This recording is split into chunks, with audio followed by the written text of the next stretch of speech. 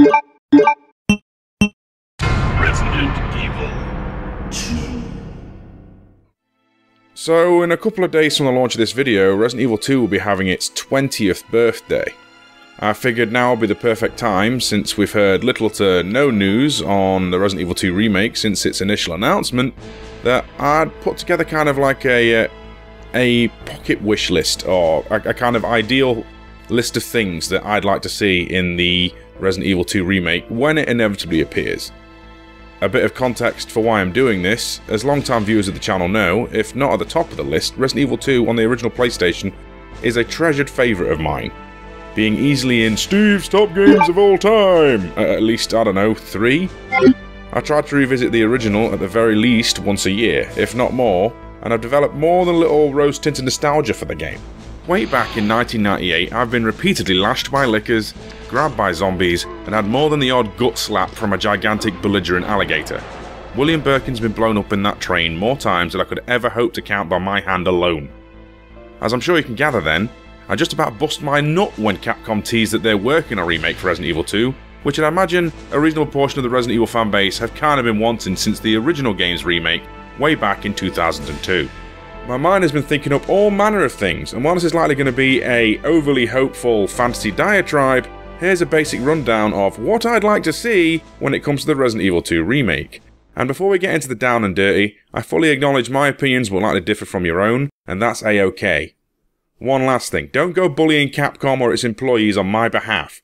That's kind of a no-brainer thing to say, but in the fast-paced ways of social media these days, it apparently needs to be said.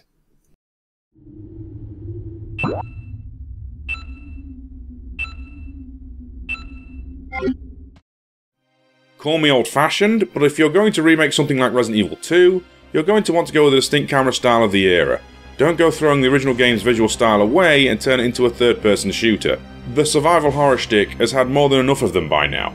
Not one to assume, but a lot of gamers likely these days barely even know the gut-wrenching terror of hearing some shambling monstrosity just out of sight lurking round the corner.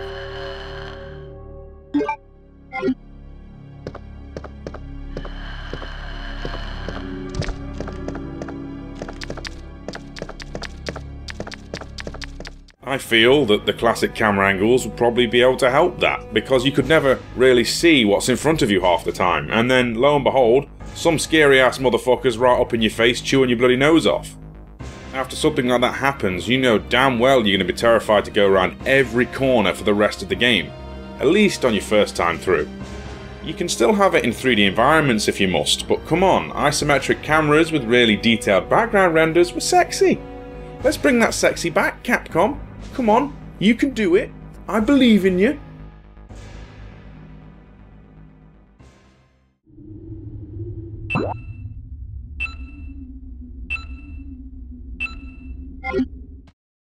If there's one topic about Resident Evil games that's a bit contentious, other than camera angles and player perspective, it's normally the controls. You know, not a lot of players like tank controls. I personally, I fucking love them. I've grown up with them, I've adapted to them, I know how they work. Up means moving forward, down means moving backwards, left and right turn your character. Simple. But analog controls made the remaster a lot more accessible, and as a result I'd say have both of them as an option. But if you do build the game focused around tank controls versus remaster's analog scheme, you're going to have to make the difficulty level way fucking higher, because in remaster you could dodge stuff very easily with the analog controls. It made the game a fucking cakewalk. If we had to have one control scheme or the other, I would personally argue for tank controls, mainly harking back to the original game. You know, if it makes it too difficult, people are going to start saying it's like Dark Souls, because imaginative descriptors for things being a bit out of the norm and a touch difficult are all Dark Souls now, right? It's like the law. Hashtag sarcasm, hashtag I actually like Dark Souls.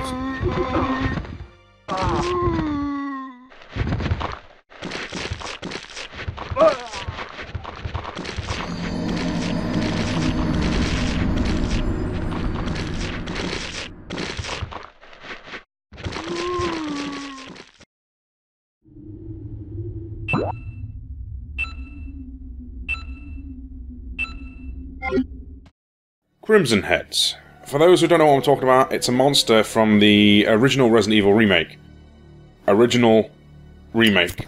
Those two words don't go well together in my head. Anyway, so yeah, a crimson head comes about when you defeat a zombie and don't burn its corpse or completely destroy its head. Fail to do either of those, and eventually it's going to turn into a sprinting, murder-hungry grump who has no qualms about smashing doors open and tearing your throat out. These berserkers also tend to lie in wait for you to come back to areas where you previously killed them, normally when you're backtracking for essential supplies or to try out a new key, and then they spring back up and literally they sprint right at you at full force to try and tear you to pieces. You know, they're also a bright shade of red, hence the name.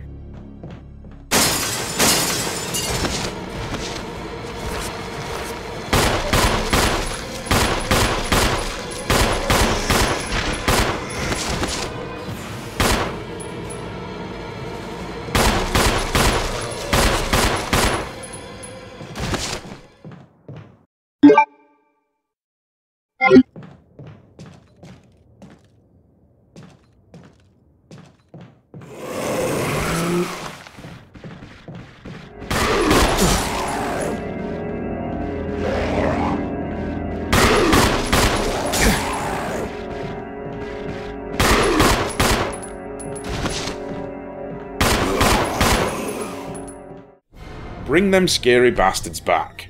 Make backtracking terrifying again. Hell, the Lickers could easily be a replacement for them. It's been implied, if not outright confirmed, that Lickers are kind of evolutionary advancement upon traditional zombies. You know, they're made of the T-virus, I guess some magical voodoo happens and then the skin falls off, the brain comes out and they grow claws and long tongues. Fuck knows, I don't work for Umbrella. Point is, you wouldn't mow down horde upon horde of zombies with reckless abandon if eventually you're going to come up against a platoon of Lickers. Now that would be fucking scary. And I don't really rate Lickers that much of a monster, but that would make them fucking terrifying.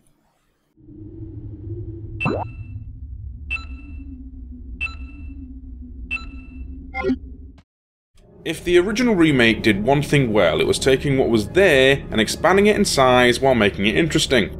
Adding new rooms and giving the new rooms that were added as much value / purpose as those that were from the game originally. I'd argue that this should apply doubly here. The titularly nicknamed Resident Evil 1.5 had plenty of traditional police station rooms and other areas that could be reintegrated with new purposes.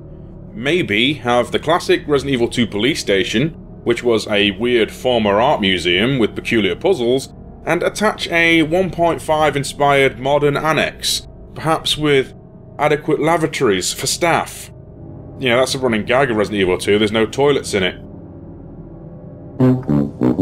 Speaking of expansion, new routes could do with being applied to the city street portion of the game itself. As in vanilla Resident Evil 2, it's just a brief, if hectic and memorable, jaunt from a car crash to the police station by means of, like, about 4 streets.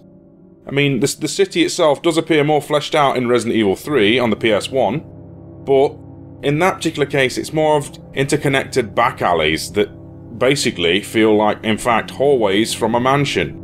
Resident Evil 2's is like a one-way sprint through hell. You know, perhaps make it so it has split-off routes that can lead to different ways that lead into the RPD itself. This could cause ripples in how exploration starts in the game. While I'm talking about exploration, one of Resident Evil 2's biggest flaws was in fact that portion of the game. Once you knew where everything was in a scenario, it is a cakewalk.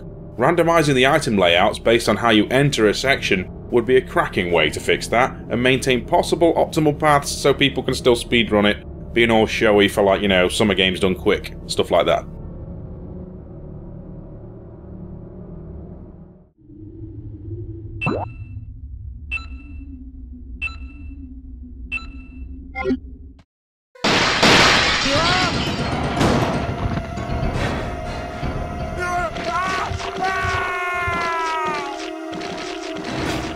In the world of Resident Evil, firearms are your last best hope against the undead, and the original Resident Evil 2 had a fair slew of them, but most importantly, between the characters the majority of their arsenals were unique. Leon rocked more traditional resi fare in the shotgun and the magnum, while Claire had a bowgun and a grenade launcher which came in 3 distinct types, those being kind of like scatter grenades, flame grenades, and acid grenades. My point then is, why don't we add some new weaponry, you know, keep it diverse between the sides, but maybe dabble a bit more in the weapon modification aspect. In vanilla Resident Evil 2, you could for example upgrade your handgun to have a burst fire modification, you could expand the stock on the shotgun, you could give the Magnum a long barrel, you know. Maybe have like a weapon upgrade kit system, where you can apply a kit to a weapon and it gives you a choice of, let's say, 3. So, for a handgun you get a scope, you get a silencer, or an extended mag. Only get one, and then for the rest of the playthrough you have a permanent modification on your gun. Which means you can go back, play the game again, and then apply a different modification, you know, trying out for variety, optimizing your weapon set to suit your style. Expanded weaponry is only one angle though. Give us new monsters to blast them at. Raccoon City, in the wider lore, became almost a Umbrella Weapons test site during the outbreak. You know, up the variety count with all manner of unexpected freaks on display. Bring in the Hunters, Chimeras, and all manner of G-Virus mutations. I mean, I'm speaking hypothetically here, but I'm pretty sure over the course of the entire Raccoon City outbreak, old Billy Birkin didn't just impregnate one scrub.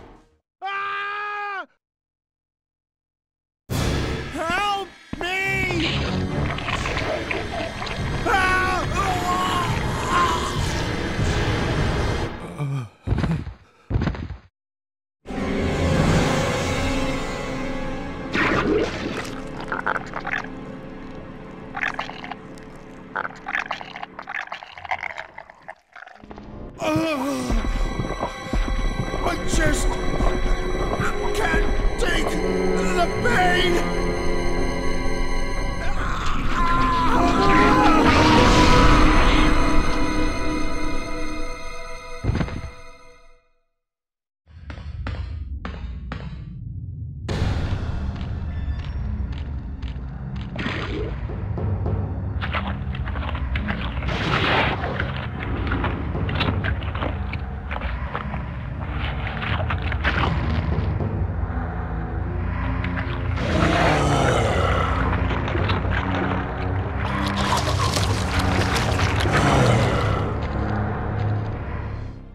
I'd love to explore an entire sub-level of the Umbrella Lab dedicated to these things, like they tried to lock Birkin in or something early in his mutation, inadvertently causing a whole weird viral breeding ground. You know, would be new grim territory, and seeing more weird science in a game series built on weird science is surely a good thing.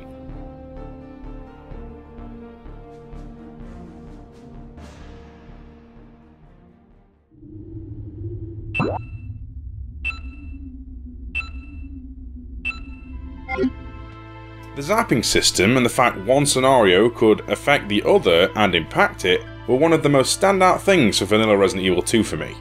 Do I take the machine gun or the side pack? Take both? Leave both? Do I kill the alligator this way or this way? These actions and a few others like it had ripple effects, which made the secondary follow-up scenario alter in interestingly subtle and not so subtle ways. In the original game, the 4 campaigns being 2 intertwined pairs was a stroke of genius. You know, if we don't end up with Leon doing a thing that means that Claire now do this thing, and that's it, without a Claire does that which means Leon does that, it's going to be a crying shame.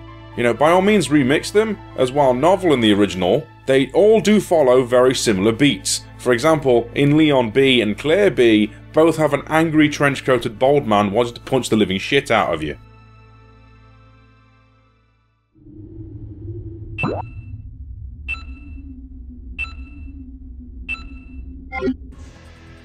Now Capcom. I know these are interesting times we live in, with season passes, pre-order bonuses and general DLC bollocks.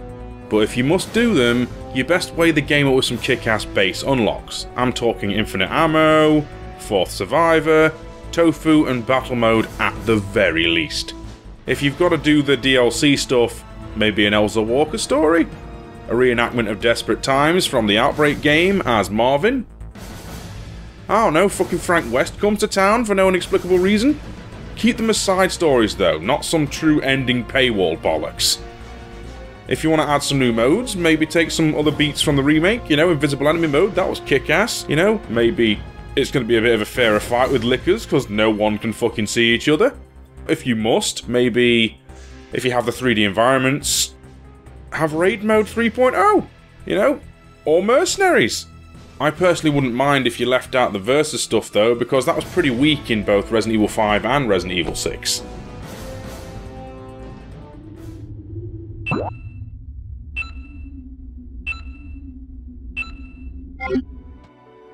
RE2's always had a fairly, for me personally, a kind of John Carpenter-esque soundtrack that was a bit more synthy and less, you know, operatic. Can we have more of those dark, sinister vibes, please, while skulking through the zombie apocalypse?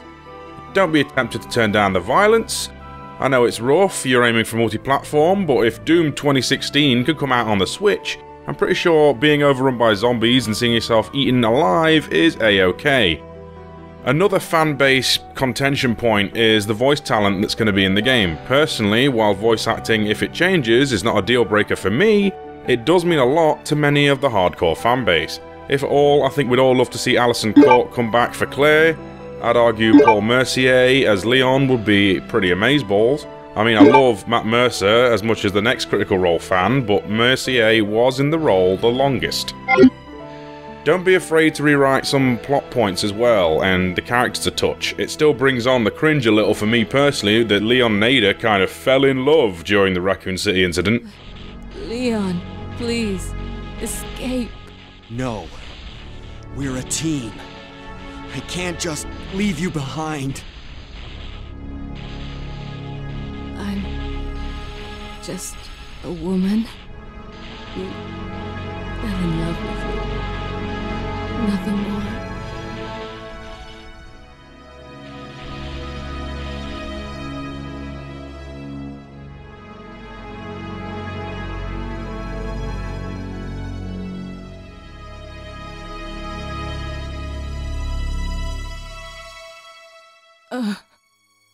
Ada.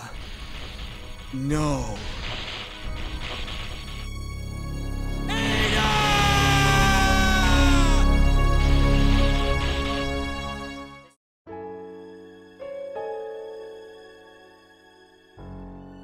So yeah, that's it. That's pretty much what I would like to see in the Resident Evil 2 remake. I have no delusions that, you know, Capcom have been able to reinvent the wheel quite a lot when it comes to Resident Evil. Resident Evil 4 and Resident Evil 7 are testament to that. We may not see a Resident Evil 2 remake that's at all like Resident Evil 2, and that's fine. You know, as much as I lean heavier onto the fan service side, new is also good. But yeah, leave me your opinion. This is my first time doing something like this. Was it fun? Was it an interesting watch? Was it bollocks? Was it loads of tawdry bullshit? You know, by all means, leave me some feedback. But yeah, thanks for watching. And I thought I'd give a quick shout out to the Residents of Evil podcast guys. They gave me permission to get some screenshots. That's where the Resident Evil 1.5 content comes from. Go check them out. Well, this has been What I'd Like to See.